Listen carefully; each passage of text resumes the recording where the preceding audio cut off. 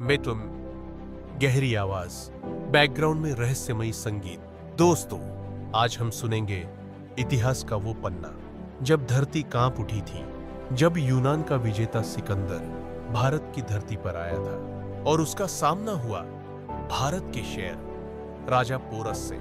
यह केवल युद्ध नहीं था, यह दो सभ्यताओं का टकराव था। भाग 8, सिकंदर का भारत आगमन। यूनान का सम्राट सिकंदर अपनी अजेय सेना के साथ दुनिया जीतते हुए भारत पहुंचा। उसकी ख्याति थी कि आज तक कोई उसे नहीं हरा पाया। लेकिन जब वह झेलम नदी के किनारे पहुंचा, उसे पता चला कि सामने है भारत का पराक्रमी शासक राजा पोरस।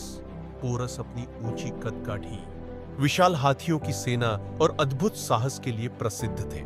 भाग 2, युद्ध की तैयारी। सिकंदर ने दूत भेजकर कहा, पोरस, मेरी अधीनता स्वीकार करो और मित्र बनो। पर पोरस ने जवाब दिया, सिकंदर, भारत का राजा किसी के सामने सिर नहीं झुकाता। यदि तुझे भारत चाहिए तो पहले पोरस से युद्ध करना होगा।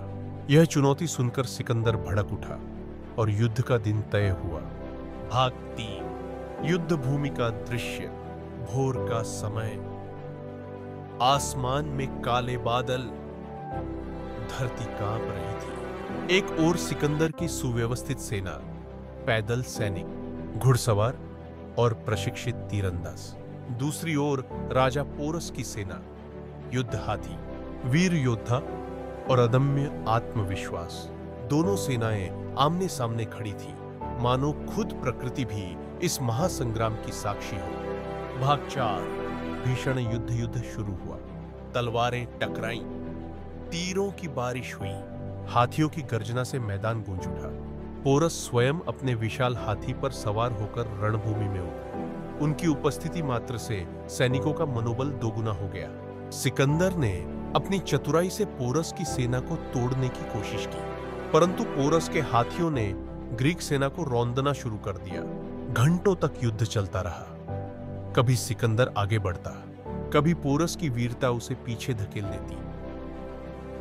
भाग 5, पोरस और सिकंदर आमने सामने।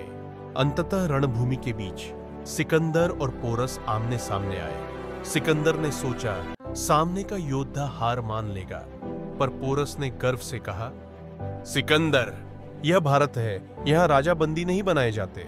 यदि तू जीतना चाहता है तो मुझे रणभूमि में हराना होगा। दोनों में भयंकर द्वंद्व हुआ। सिकंदर ने चालाकी दिखाई और अंततः पोरस घायल हो गए।